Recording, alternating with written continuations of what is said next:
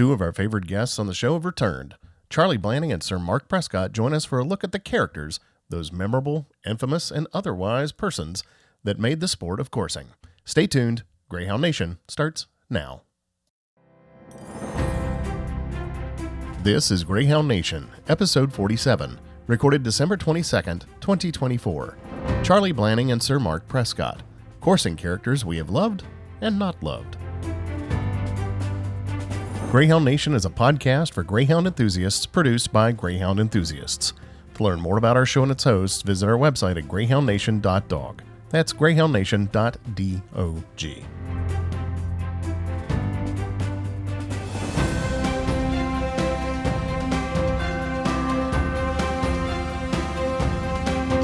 Hello and welcome to another episode of the Greyhound Nation podcast. I'm Michael Burns.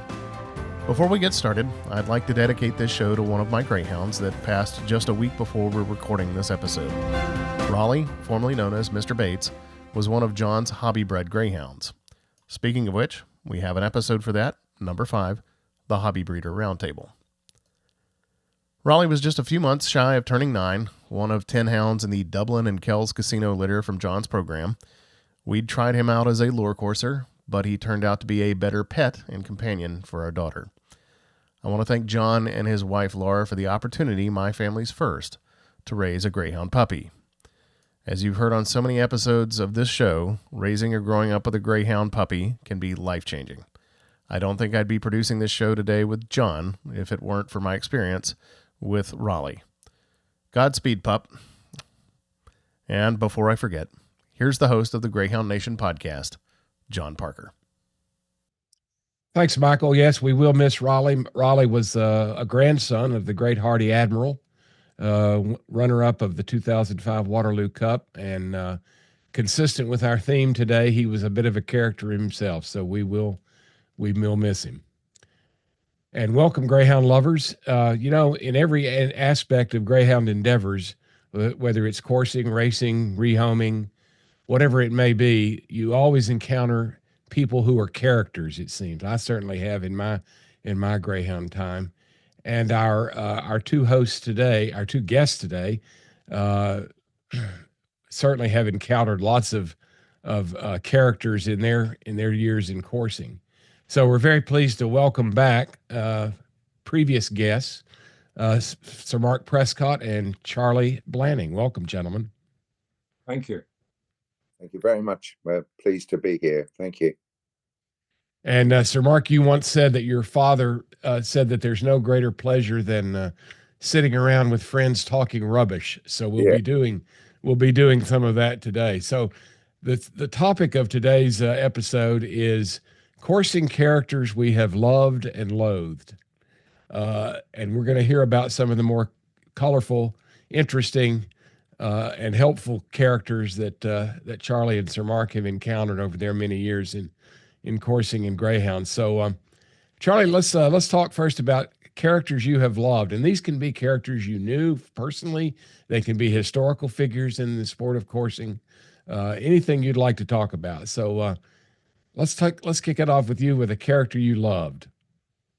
Well, John, I think I'll start with someone that Sir Mark also was very fond of, and that was Captain Jack Chadwick, the coursing judge who judged numbers of Waterloo Cups before he sadly passed away.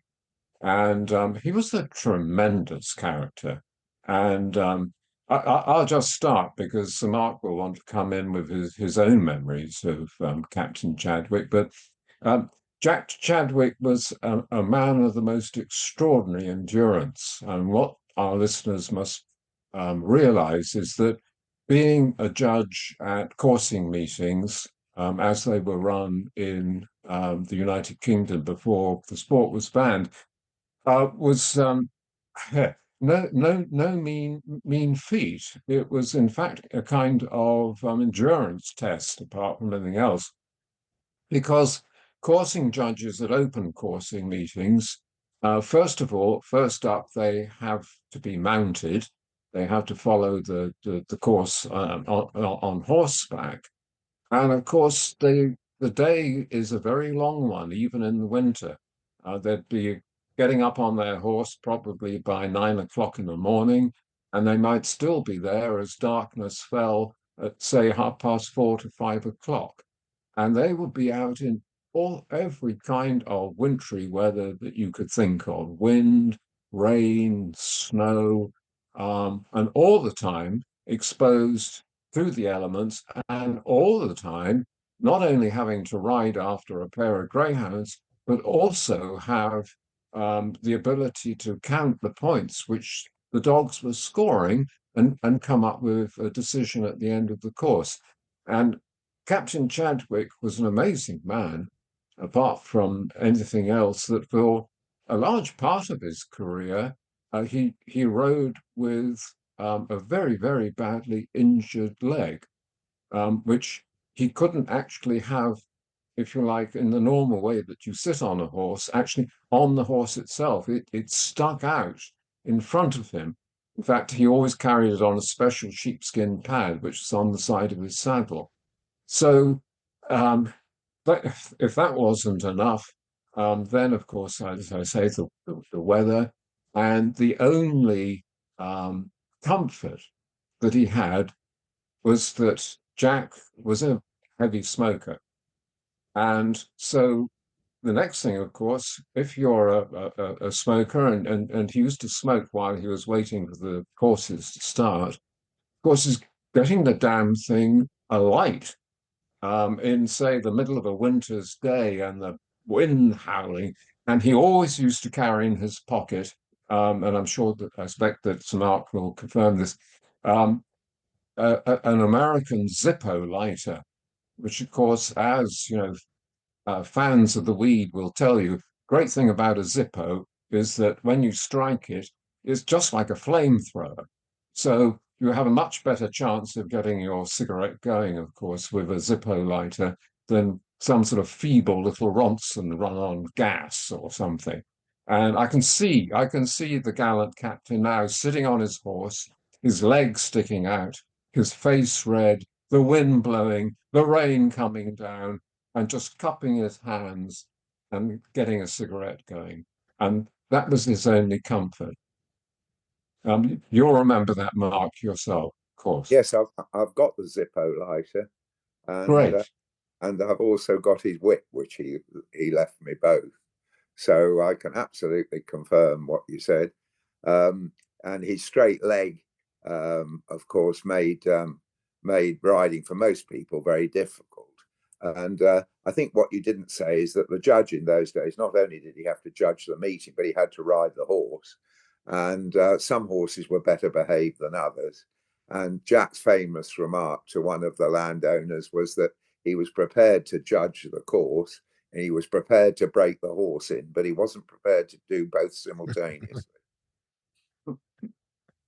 And he was good for bon mots, because you'll correct me if I'm wrong, but isn't it true that a lady was running beside her dog watching a course, and Jack was trotting along watching them, and her dog was well in front on points, and then it fell, and the other dog got in and scored 2 or 3 more, and the course ended, and Jack gave it to the other dog, and the lady advanced to Jack looking rather threatening, and she said, "Captain Chadwick, what do you allow a dog that falls?"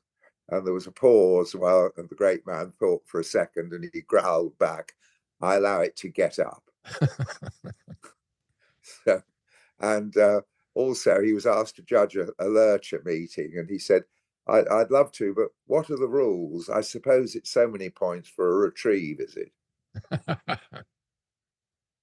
Oh, that's great. Of course, all these coursing judges were a prey to, because there were many coursing owners who never lost a course in their lives.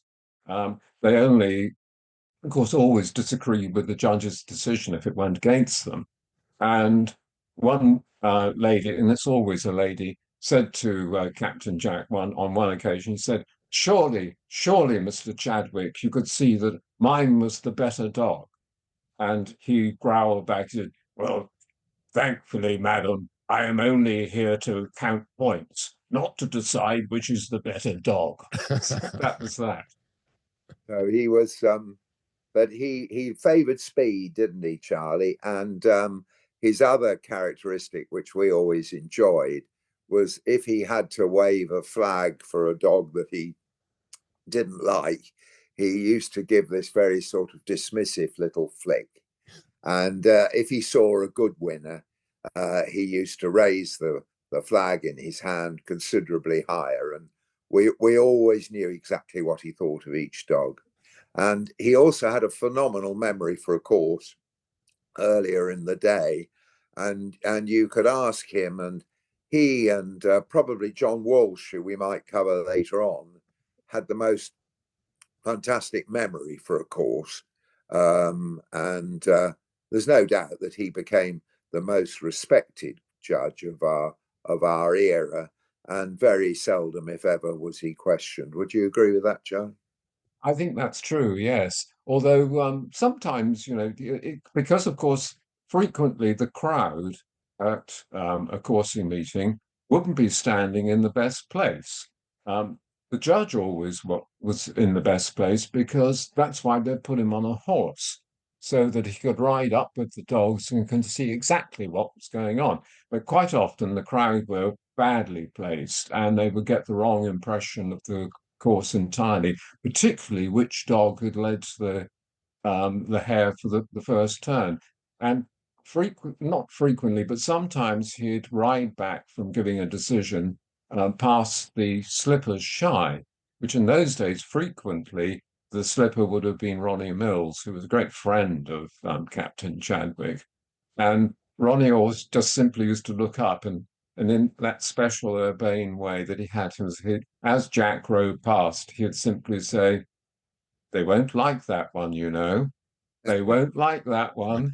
So, which they didn't. But I think certainly by the time, most people trusted him pretty much, and I think he was questioned less than most judges. And I think whereas Ronnie always dominated the scene when he was judging, a marvelous looking man and very tall, and rode with beautiful hands, and you could see he went well out hunting. And whereas Ronnie, had more discussion, I think, with the owners than did Captain Jack, who'd probably been at it too long. Would you agree?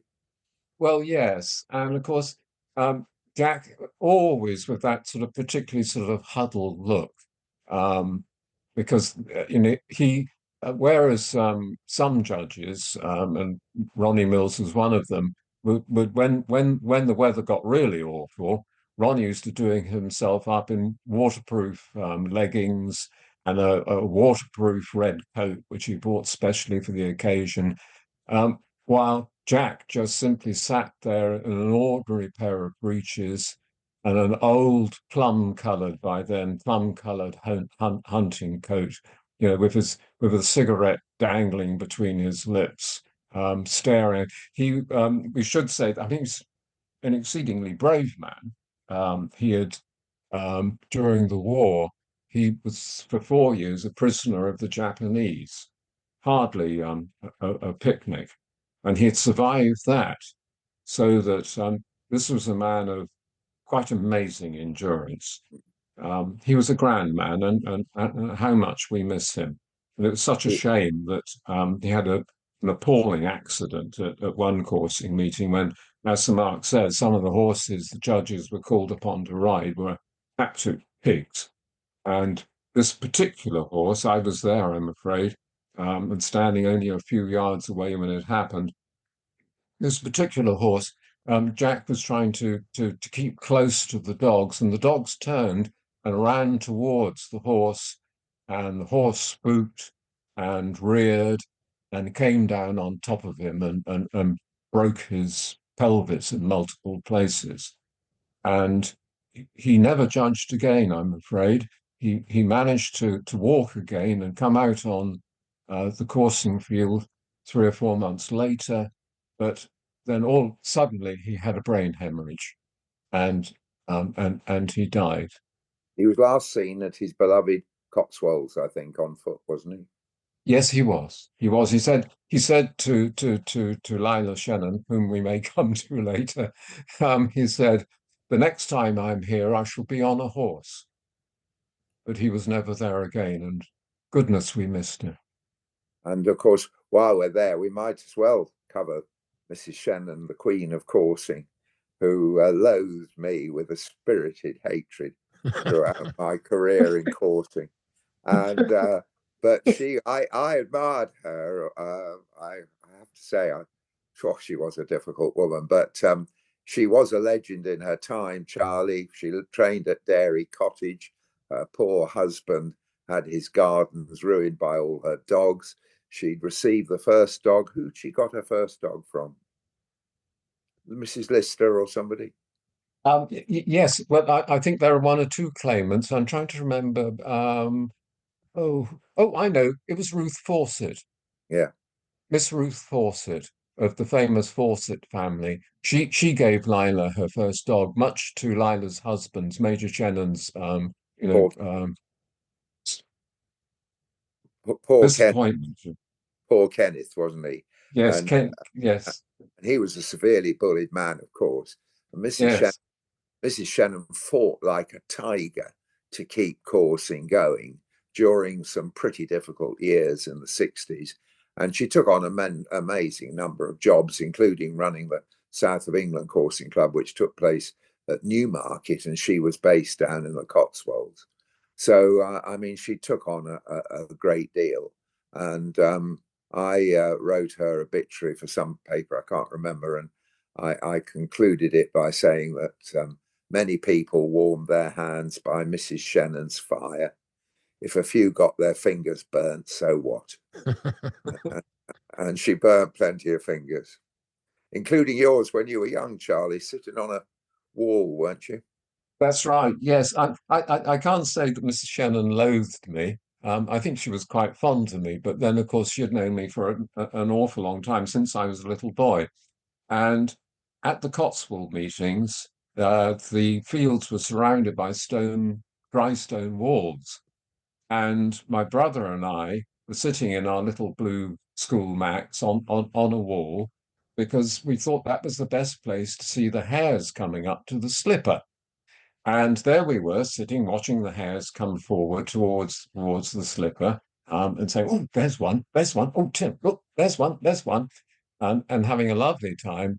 And suddenly, this incredible voice was heard. It said, "Get off that wall!" And that was Mrs. Shannon, because, of course, Tim and I were in exactly the wrong place. And forever after that, she was known to my father and the family, always used to refer to "Old Mother, get off that wall, Shannon." But And she, towards the end, of course, she still continued coming coursing, and she came to the Waterloo. Charlie will have to correct my memory because I think I was busy running the meeting, but she had about 4 dogs in the Waterloo Cup, and she was obviously very old and very ill, and she made it up there with her kennelman, and 2 got beat. I think I'm right in saying the first day, and she was so poorly that I think it was me that arranged for a beater to drive her back to her hotel. And she came back for the second day and had 2 dogs running. And those 2 dogs got beaten, so she would not now have a runner the third day. And I think I'm right in saying that the same man drove her back to the hotel. And when he got there, she died. And there is absolutely no doubt in my mind that if that story is true, she would not have died if she'd had 2 in the final day. I'm sure you would have been right. She would have hung on, but you Yeah. are absolutely right. When he stopped outside the Treetops Hotel, he turned to her and said, "Well, here we are, madam," and she was dead in the passenger seat. Yeah. So she was a considerable woman. She never warmed to me, and particularly when she used to ring me late at night when I was running the South of England Coursing Club, and she'd been in touch with, I used to call them very unfairly, the 3 Cotswold bitches, and they all used to gossip all evening. Mrs. Shannon and Mrs. Ellis, and I think dear old Dory Greenwood. And by the time they'd had a few drinks and gossiped about something, they'd ring me about 10:30 at night. And being a racehorse trainer, gets up at 3:30 in the morning, I was just in the right mood for Mrs. Shannon to gripe on about something. And she was complaining that the judge that had been selected for a meeting was not a judge with which she was familiar. And I heard myself saying to poor Mrs. Shannon, I was very sorry, Mrs. Shannon, but as you and Doreen get older, and Mrs. Ellis as well, I expect sooner or later you're going to have to run a dog at the meeting where you haven't been to bed with either the judge or the state. So this didn't cement our relationship particularly, but it did mean she never rang me again ever. So poor Mrs. Shannon. In the end, I admired her greatly. Yeah. I must say, Sir Mark, it's very sporting of you to consider her among the coursing characters you loved, even though she loathed you. So very gentlemanly indeed. Charlie, let's just to keep it balanced here. A coursing character you loathed. No. I have to say, John, I hope I'm not being, pie when I say this. I've never loathed any of them, but lots of people used to irritate me. All right, we'll go with that. Who irritated me? Well, one person I've always had, in recent times, I've had it in for writing my books, which you know about, Rags to Riches and The Electric Rabbit. One lot of people I always have a good poke at was the Earls of Sefton, who owned, of course, the Altcar estate, where the Waterloo Cup was run. I mean, without the Earls of Sefton, there would have been no Waterloo Cup meeting. But it's not that I'm a revolutionary, but I suppose that I'm a typical chippy, middle-class Englishman who finds the aristocracy sometimes somewhat irksome. And many years ago, well, it has to be because the last Earl of Sefton died in 1972. Shortly before that, my father and I were at an Altcar club meeting, as they were known, not Waterloo Cup. This would have been in the autumn. And Lord Sefton was standing there on a bank watching the coursing. And he turned to my father, who was an even shorter man than I am. Father was only about 5 foot tall, said, "Good morning, my lord." And Lord Sefton looked straight through him and out the other side. And I never forgave him for that. I don't forgive people who are insultingly rude of that kind, particularly, of course, to my father. I didn't care for that. So anyway, I've had my revenge because they now appear in my books as comic characters. Well, Lord Sefton was an interesting man because he was also senior steward at one time of the Jockey Club. So I saw him in two positions of authority. And he was the best disciplinary steward we ever had in racing because he was so enormously pompous and considered himself to be so far above every other human being that he treated them all with equal disdain and was absolutely the fairest steward we ever had because they were all in his position, in his sight, they were all insignificant people. So he was not biased at all. So from that point of view, he was very good, but he inherited an enormous fortune and three great loves. And his loves were in order: coursing, and he inherited Altcar, the home of the Waterloo Cup; horse racing, and he inherited Aintree, the home of the Grand National; and grouse shooting, and he inherited Abbeysted, which was the best grouse moor in England at the time. So those were his three great loves. And by the time he died, he left an enormous fortune in 1972 to Dave Hatton, who was the crooked leader of Liverpool Council. The Waterloo Cup had been run down to a joke. Aintree, the Grand National, the nation had to buy it back, and Abbeysted was down to shooting 100 brace. So he had three great loves, and in the end, all three, any of which he could have set up a charitable trust to look after, were gone. He left no heir. And at the sale, which we all went to, the great painting of the Waterloo Cup by Ansdell was bought by the Liverpool Museum. The slips which had been left to him by Dent, which had been the slips used for Fullerton's 4 Waterloo Cup victories, they were pulled from a bonfire, and he destroyed all the Waterloo Cup records that he had. So one has to say that if you believe in inheritance, but with inheritance goes responsibility, he was the architect of the expression après moi le déluge. And I've always felt that if I do get to the pearly gates and God does give me a telephone directory and I can go to any cloud I like to meet any person I like, I shall call in on Lord Sefton and tell him that I'm here at least 10 years earlier than I would have been trying to save the Waterloo Cup from the mess. Well said, Sir Mark. Let's how about a coursing character you loathed or irritated, to be more charitable, as Charlie is? I'm as charitable as Charlie is. I don't think I loathed any of them, but a lot of them loathed me. And particularly when we were sort of pushing forward, running meetings, trying to bring things on, there was a percentage of people, as there always is at that time, in the 70s and 80s, who were not particularly liking seeing the popularity increase, the crowds increase. They'd rather enjoyed meetings where there was a small number of people, and you can understand it. But I think the begrudgers did get in the way a bit, but we sailed on past them, and were trying to get the Waterloo Cup going again.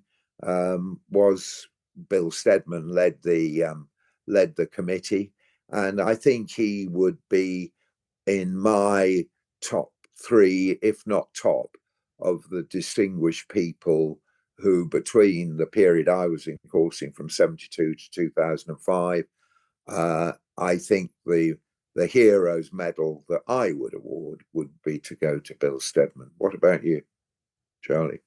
Yes, well, when I wrote my book, 22 Waterloo Cups, which were about the years from 1981 until 2005, the period where you managed to restore the Waterloo Cup, I dedicated it to Bill Stedman.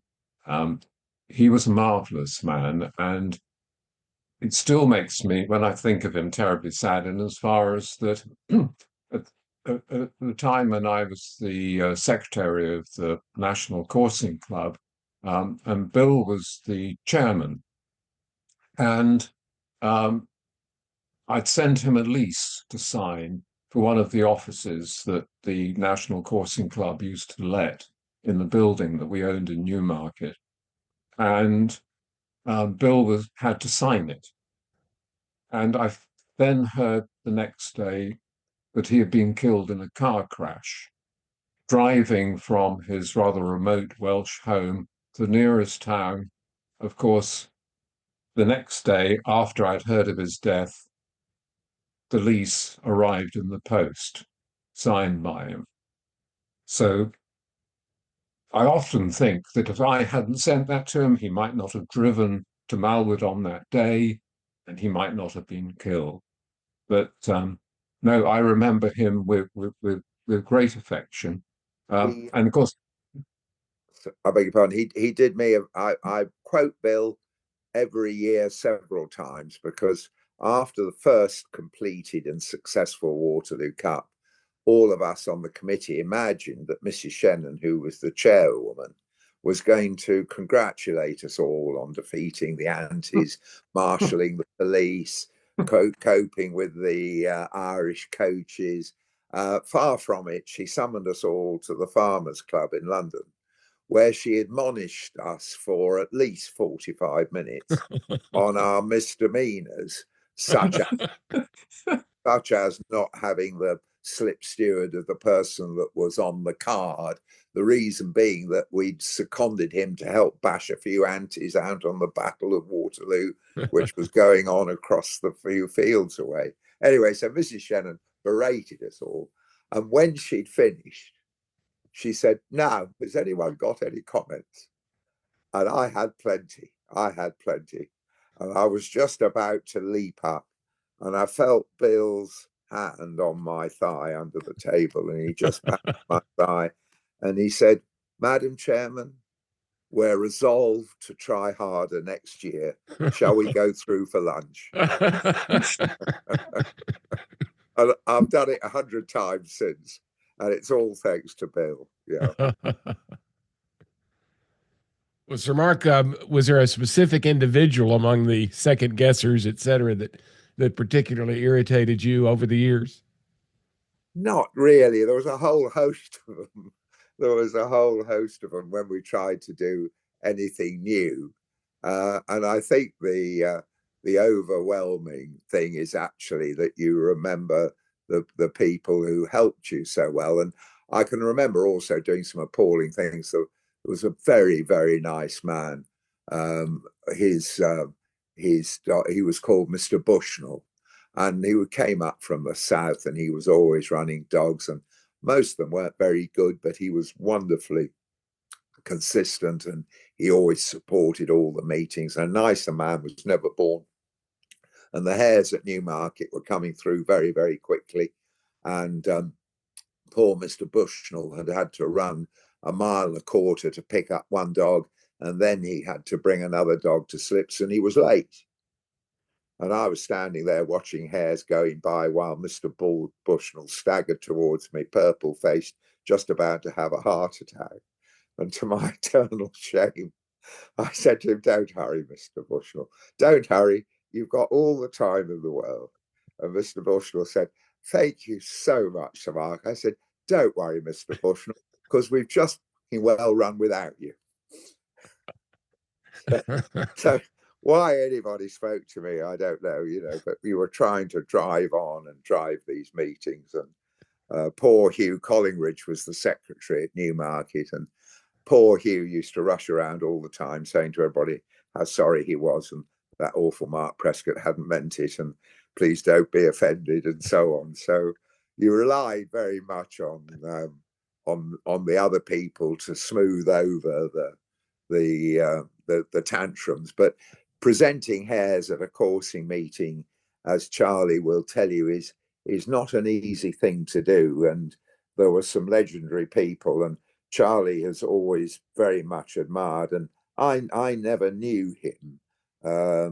But Charlie, tell them about the man who used to lie in his bath with a bottle of whiskey after the coursing.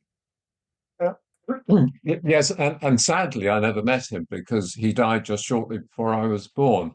But he was a man called Harry Skinner, and Harry did everything on the coursing field. In that he was a judge, he was a slipper, but what he was best at was arranging coursing meetings, planning them and executing them. He was a Sussex farmer, and he had most extraordinary knack of setting up a field so that you had to get the best coursing in the world, according to my father, was the coursing at Druids Lodge, which was near Salisbury. It was between Salisbury and the great Neolithic monument Stonehenge. And Druids Lodge was bought in the 1930s by a man called James Bose Rank, who was one of the famous and very wealthy Rank milling family. And he bought it partly for the famous racehorse stables and gallops, which were at Druids Lodge, and also partly to run a coursing meeting. And when he set up the coursing meeting, he called for Harry Skinner to come and help him do it. And Skinner produced the most marvelous coursing field, which was, the whole field was enclosed by chestnut paling. And the paling was just kept so far above the ground so a greyhound could never get under it, but a hare could escape under it. So it was almost like a semi-enclosed meeting, apart from the fact that all the hares were wild, because what they did was Skinner had planted behind the running ground a huge bank of kale, and they used to drive the hares into the kale from all over the Wiltshire Downs, and they were some of the strongest hares that you'd ever find in the world.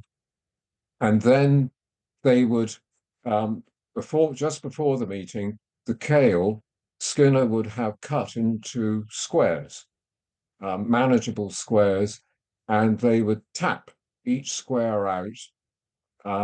There was only one place for the hare to pop out and pass the slipper, and I think they coursed only one way, and of course it was uphill, which is the best.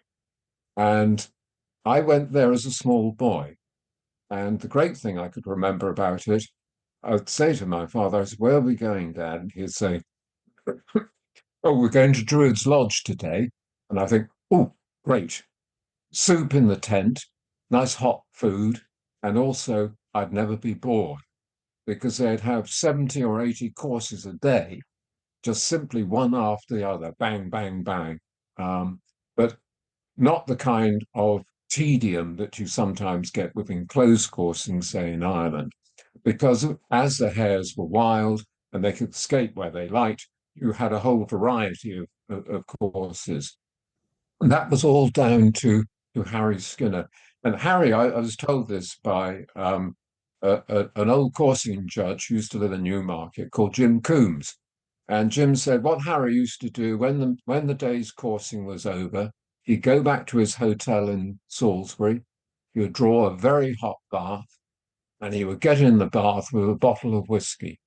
And by the time he got out of the bath to dry himself, the whiskey bottle was empty. So he was warm on the inside and the outside. Yeah, yeah. And that's what running a coursing meeting does to you. They trying to get the hares to go in the direction that they want to go, that the dogs can be sighted and not go too far, and that the public can see, is three very difficult things to balance. And if ever you go to see Stonehenge, it's not very far to Druid's Lodge, and you can still see the pop hole on your left-hand side as you drive up the farm lane, hidden by bamboo to this day, which is presumably Harry Skinner's invention. But he was the sort of hare man. And I think Bay Parkinson, who Charlie and I both knew very well, who ran the East of England meetings, I think he took a lot from Druid's Lodge when he was designing the running grounds at Postland at that time when we had a formal field with chestnut paling around it. Would you agree, Charlie? Oh, yes, absolutely. Yes, because Harry not only designed the Druid's Lodge ground, but also the one of Edwin Baxter's at the Isle of Thanet, where they ran the Barbican Cup just before the Second World War. That was a Skinner ground as well, and no doubt Bay would have been to these meetings and would have learned. I remember going with Bay for some reason. Some university wanted 5 hares. I think they were conducting. I think they were conducting an examination of liver fluke in hares, and how it related to grass sickness in horses. Funnily enough, there was a report only just a few months ago that was continuing that investigation.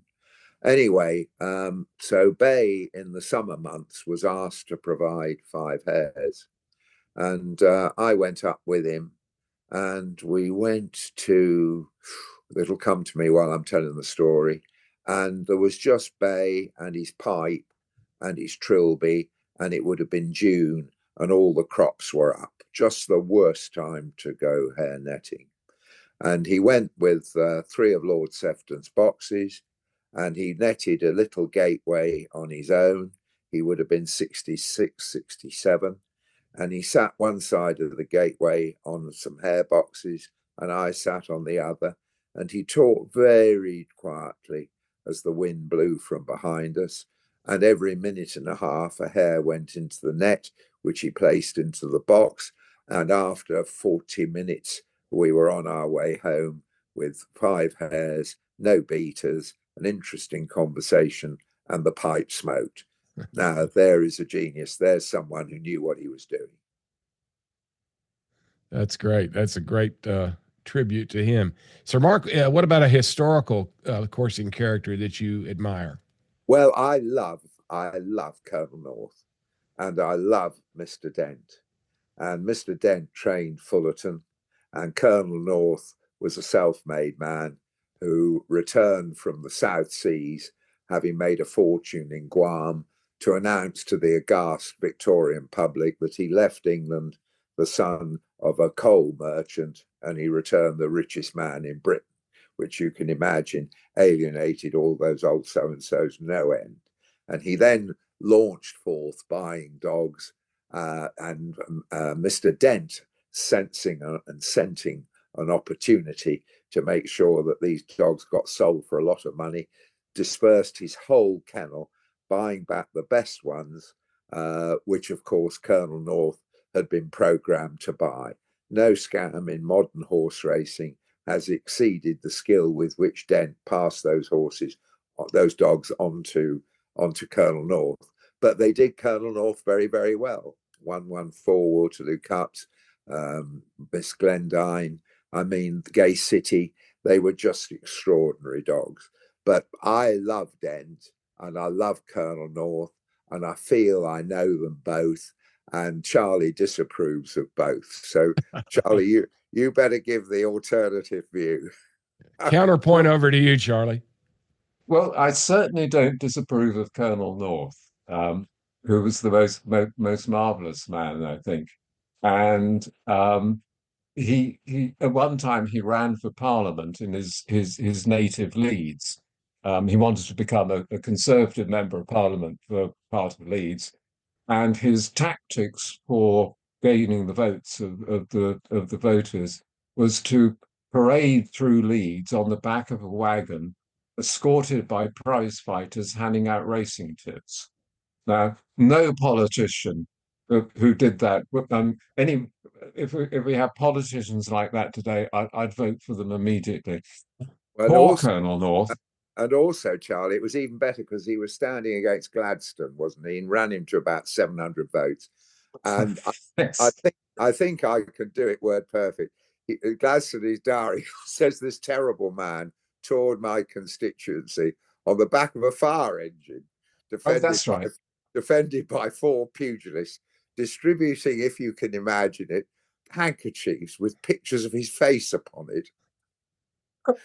He gets my vote, Colonel North, every time. Yeah. Yes, and his Colonel North's passing was particularly tragic because he had offices in the City of London, and his son Harry was his sort of his deputy and always his right hand man, and I think the Colonel was only in his mid-50s at the time, but he was a man, by the way, who enjoyed all the best things in life in terms of wine and food.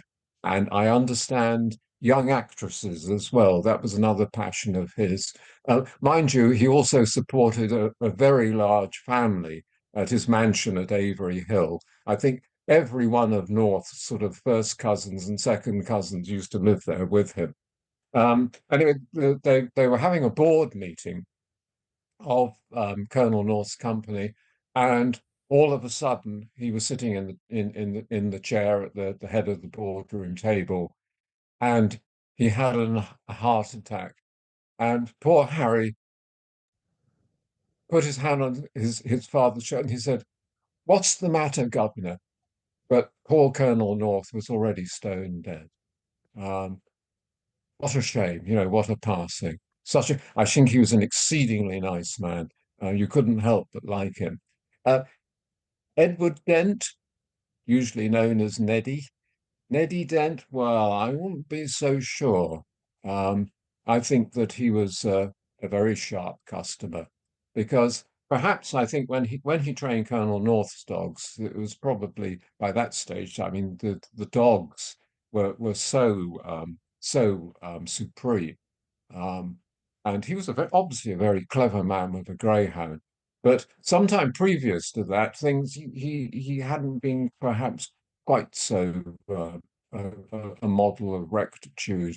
And the incident which always bothers me is one of my favourite historical greyhounds, who was called Snowflight.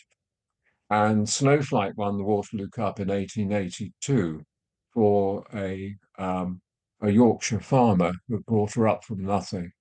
And after she'd won the Waterloo Cup in 1882, she was sold. But no one quite seemed to know who had bought her or where she was. And there were rumours that Ned Dent had her, and also a combination of a big Nottingham bookmaker called Charlie Hibbert, and also a rather fly guy who kept the Greyhound Hotel in Newmarket called Will Riley had got their paws on her. And right up until the draw of the 1883 Waterloo Cup, no one knew in which nomination Snowflight would run. So no one knew which dog to back if they wanted to back, which nomination to back if they were going to back Snowflight. And as it turned out in the end, what the Dent crowd were up to, of course, was spreading their money about as best they could. And the bitch ran, as rumour had had it for some time, in Will Riley's nomination. And there they were. But there was an enormous outcry in the press at the time about the skullduggery that went on with Waterloo Cup nominations and ownerships and the betting and so on and so forth. And Ned Dent was right at the centre of it. And what did the correspondent of the coursing calendar, did he not make a wonderful ecliptic sort of cryptical observation when she got beat in the final? She was very hard run, wasn't she, in her semi-final? Yes, but out she came for the Snowflight. She was called Snowflight because she was black with white ticks. It looked like a snow shower on her coat. And anyway, she comes out in the final to run against a bitch called Wild Mint. And of course, as one correspondent put it, Snowflight's Snowflight was the greatest moral, as he put it, to win the Waterloo Cup final. And sure enough, they were slipped and Snowflight led up 6 lengths. But she'd been so crazed when she was before the hare came past, they'd actually carried her into slips rather than walked her. They had to carry her into slips. She was then buckled up. Hare comes past. Snowflight led 6 lengths and ran straight on. And Wild Mint, who was much slower, of course, comes paddling up behind, gets behind the hare, and turns the hare several times and wins the course. And Robin Hood, who was the great correspondent for the field and the coursing calendar at the time, said, wiser heads than the young man who trained the crack know the difficulties of giving stimulants. Found to their cost. And found to their cost. In The other words, overuse of stimulants, yeah. Yes, Dent had doped Snowflight, yeah, and he'd rather overdone it. and Poor old Snowflight. in those days of park coursing, he probably was, like many trainers of horses and dogs throughout history, he was probably what they call ahead of the game, wasn't he? Oh yes, yes. The favorite drug of the time, of course, was strychnine. Yeah, Um, and then that was and then that was for and then Dent stopped training, didn't he? Completely. The park meetings fell away. The betting became much less predictable, and then he just stopped going coursing and was very seldom seen on the coursing field again. But he did have the distinction of hunting more days than any other person in history at that time. He'd had more days hunting than anyone. So Squire Neddy Dent was a considerable man. Yes. Probably, though, not a very nice one. No. He married late. He married a wealthy young lady from Bournemouth. I've seen the list of wedding presents, and it was very long. But they didn't live together for very long, I understand. And they had Um, one child, a daughter. Is mm, that right? I think so, yes. And But either what was the wife called? One of them destroyed all Dent's betting books. yes, yes, in Um, revenge. and the other books, his account books, I've got, but all the betting books, sadly, they were destroyed Mm, because. But in one book, I do have. Charlie will have to save me here. You'll remember the name of the dog, but he said he bought Pretty Nell for 12.5 guineas. I think it was her, which was 2.5 guineas more than I had in the world, and from yeah, whom descends my fortune today. yes, Was it yes. was it Pretty Nell? It was, I think. It was pretty Nell, yeah. And at the time, he was the younger brother, and he wasn't supposed to inherit the estate up in Northumberland, and he was working in London as an insurance agent for what eventually became Sun Life. And um, his elder brother, who was, I think, a A seaman, captain a in the seaman, Navy. Hmm? a seaman, wasn't he, in the Navy? And he Yes, drowned. he was an officer in the Royal Navy. Anyway, he conveniently died, like quite a lot of elder brothers, and Ned Dent inherited the lot. So that was a bit of luck. But Pretty Nell was the bitch, and she bred. Yeah, It was her line that bred all those marvelous dogs, like Paris and but Ptarmigan and so on and so forth. it's a lovely note for 12.5 guineas when I only had 10 guineas in the world. So Yes, yeah. it's it's a quite a romantic story. And then one of the stories which I always troubles me, if only I could travel back in time, is Gallant Foe, because Mr. Dent acquired Gallant Foe late on in her life. And Mr. Ellis, Captain Ellis, whose real name was what, Charlie? Well, he was the Reverend William Ellis. He was a Yeah, clergyman. and related to Lord Howard Walden. He wrote Winning Mm, Strains, and he mm, describes Gallant Foe in the most marvelous terms. And we've got several paintings of her, so we know what mm. she looks like. And she could catch an India ball at the third bounce, and she was a good retriever. And she liked to drink beer in between courses, and she won all these cups, God knows what. But eventually, Dent acquired her, and Ellis says in a most tempting manner, he says, and from this great dishonesty descends one of the great strains of greyhounds in the world. Charlie, what was that dishonesty? Well, he actually said elsewhere. He said quite clearly. He said that Dent stole her from her owner. Yes, but Um, physically, or did he just stole her by paying too little money for her? I think the latter. I think by paying too little money Yeah, for her when she was such a valuable proposition. Yeah. and Charlie also, you discovered, didn't you, some Gallant Foe beer bottle or something, which wasn't there a beer bottle that had been sold? Yes. When before Dent got his hands on her, she was trained up in Northumberland, and the man who trained her was a man called George Cowan. And as well as being a greyhound trainer, he was in the soft drinks business, and he used to produce Gallant Foe ginger beer. So there we are. Great Charlie, dog. I'm feeling the need for a historical novel here featuring Edward Dent and Colonel North. So could you put your mind to that?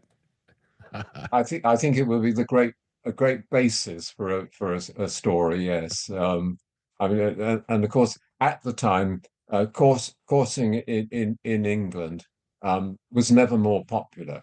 In terms of course, it was the time of the great enclosures at Kempton Park, Haydock Park, Gosforth Park, Four Oaks Park.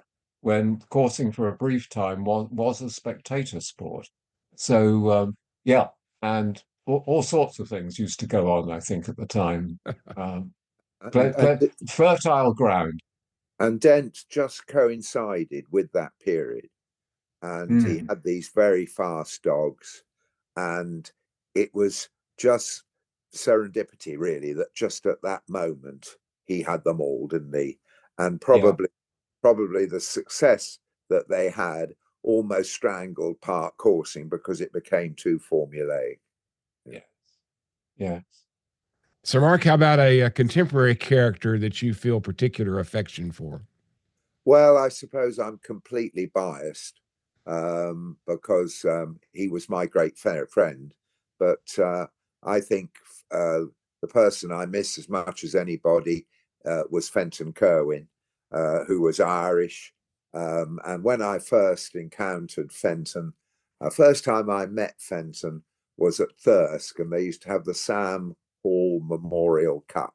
Sam Hall had been a great racehorse trainer and a good coursing man, and Audrey Hall was a very good trainer, his wife. And they had the Sam Hall Memorial on Thirsk Racecourse. And this fella, Fenton Kerwin, had a very fast dog called It's So-So, trained by Charlie Frood, another trainer who we could write an essay on. And we met in the final, and I was putting Charlie Hard's dog in, a black and white dog. He ran up for the Waterloo. Charlie, what was he called? Oh, which one, Mark? The black and white dog of Lady Turnbull's ran up for the Waterloo. Henry Uh, Tudor. Henry Tudor. yes, yes, Henry Tudor. Yeah. I was putting Henry Tudor in slips, and the rules of coursing are that you have to leave the slipper on the side of your dog, because then if you cheer the hare on, you only favour the other man. And Fenton, of course, tried to leave on my side. So I had a fearful row, telling I stood in front of the slipper, wouldn't let the slipper slip until Fenton went the other side of the field. So we had the most terrible row. As so often with those things, eventually we became enormous friends. I need hardly add that he beat me in the final, and he got a hare that went straight into the kale at the top. But that's another story. But we became great friends, and he really, really understood coursing. He understood every facet of it. He was an enormous help running the Waterloo. He had an even shorter temper than me. He was a very good greyhound trainer. And when we first met, Fenton had the white Daimler. He had the brand new picnic basket. Mrs. Kerwin was draped in mink. He had 100 odd dogs on the track. And he was making a fortune because he was installing pipelines when they had just discovered North Sea oil. And best of all, the Irish taxman thought he was paying English taxes, and the English taxman felt he must be paying Irish taxes, which meant that an enormous fortune was acquired at a very short speed. But unfortunately, as always, the two authorities compared notes in the end, and the demise ensued, not before we'd had a tremendous attempt at trying to get it all back on a horse called Bickerman at Carlisle, which also failed. But Fenton was the most wonderful company. He understood hares, he understood dogs, he understood people, and he was a great loss to coursing and a great loss to me. And the last time I saw him, he was in a stroke hospital in Cork in Ireland, the most wonderful place run by nurses who were nuns. And so you were being nursed by people who believed they were looking after you in the name of God. And Fenton was absolutely wonderfully looked after, but he was almost speechless and refused to enter into any of the sort of games that were played, any of the, it refused to go to mass, and was just generally awkward. And the last time I saw him, the Mother Superior who was running the place said, "Oh, Sir Mark," she said, "we've had a wonderful triumph with Fenton. Didn't he enter the general knowledge quiz and didn't he win? And by this time we were at Fenton's bed, and she pulled back the covers and she said, "Now then, Fenton, tell Sir Mark, didn't you win the general knowledge quiz?" And he replied, "Yes, and that with only half a brain." So it was the last time I ever saw the great man. But I miss him to this day. And he enhanced my life and my coursing. And as we've said before, it's friends that make everything. In the end, it comes down to people. Doesn't matter what sport or what quality of interest you have. In the end, it comes down to people. And he was my great friend, and I miss him. Charlie, do you have your own Fenton Kerwin among your coursing characters that you remember? Well, I'm relieved to say I have Fenton Kerwin as well, because if you spent a large amount of your life standing up in coursing on coursing fields, watching greyhounds run, more often than not, Fenton would have been with me. But also, the man I remember with tremendous affection was a Yorkshire farmer called Tom Gibson, and Tom was, somewhat older than I or Sir Mark are, but he knew some marvelous stories about coursing going back into the 1920s. The people that he had met, Tom seemed to have met everyone and had a story to tell about all of them. And so, sometimes in quite often the long gap between one hare appearing and the next, I would be standing there listening to Tom tell me stories about old time coursing and so on and so forth. He was a great man, and I was very, very fond of him. And he had an unusual gift, Charlie, didn't he? That he was normally animal people are not very good mechanically or mathematically. It's interesting how it goes. But Tom, he entirely refurbished the car that Sterling Moss had won Le Mans in. What kind of car was it, Charlie? It was a Jaguar. The Jaguar. Jaguar XK. And Tom had restored that, and he understood dogs, and he understood chickens, and he loved the history of prize fighting. And as Charlie says, the gap between hares sometimes couldn't be long enough if you got Tom chatting well. Yeah. Yes. So they would be the two I from the old days. They would be the two that I would miss the most.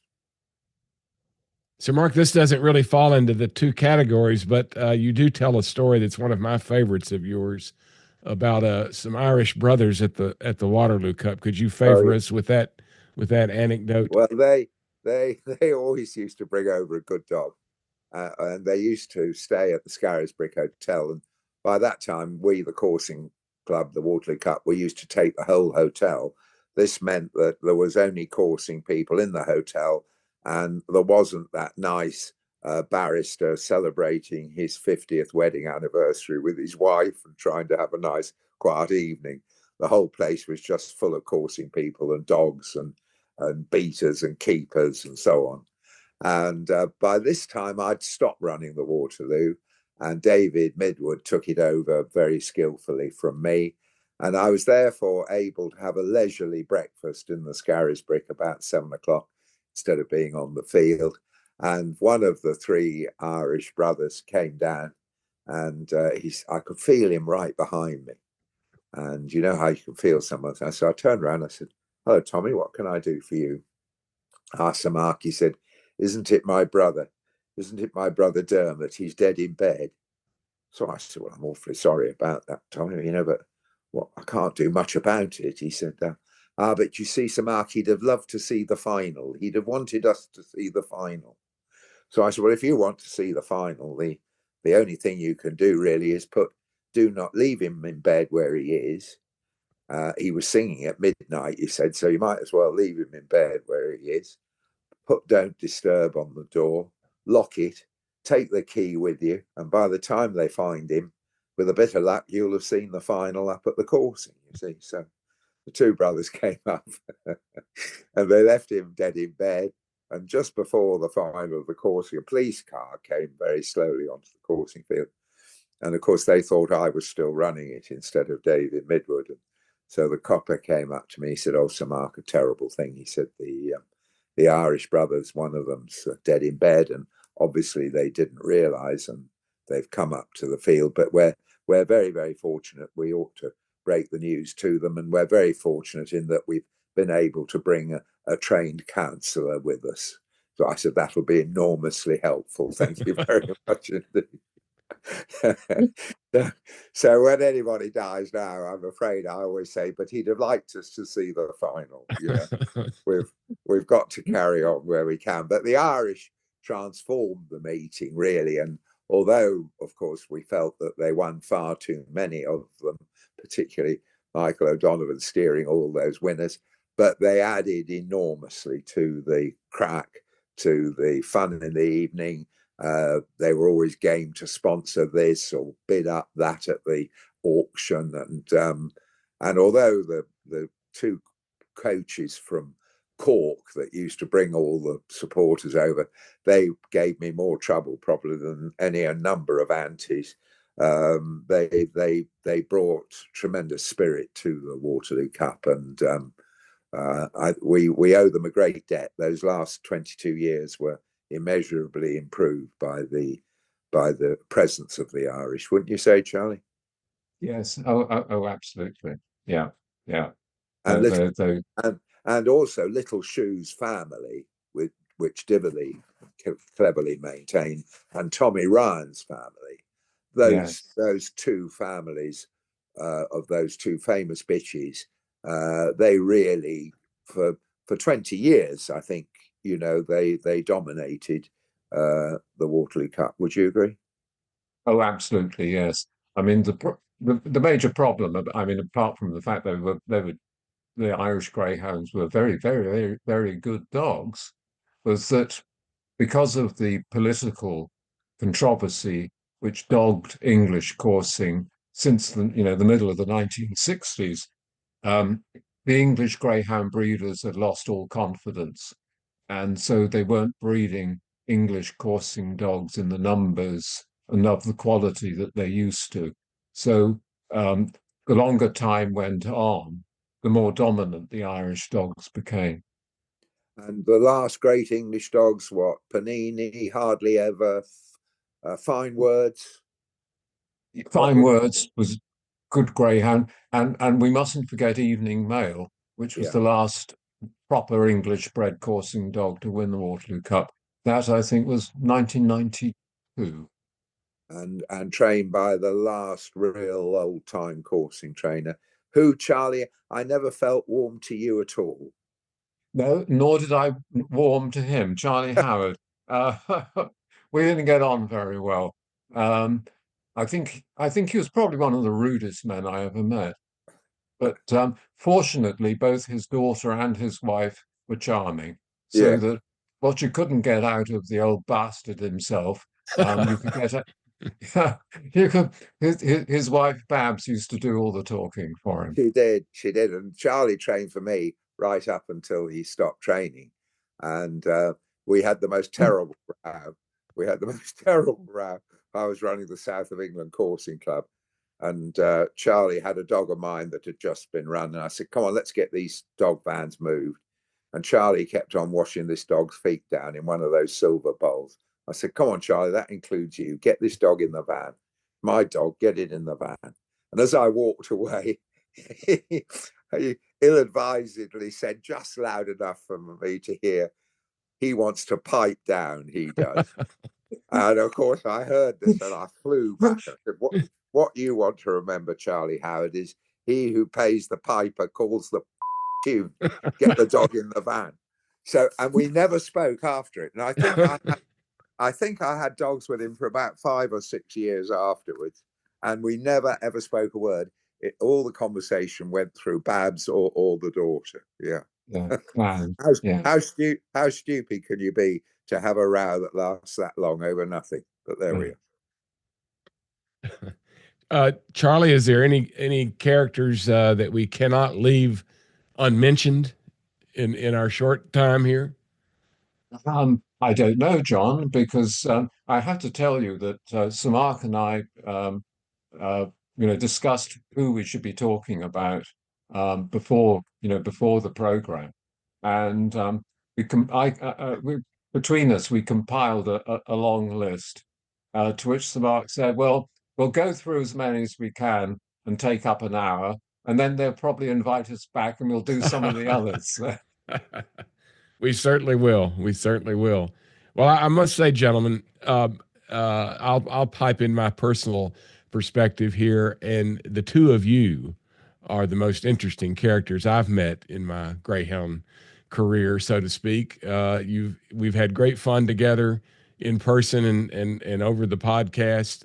We've stood on coursing fields together in my brief time, and I must say I've had more fun with the two of you just about any other Greyhound people I can think of. So thank you for your contributions to my Greyhound experience.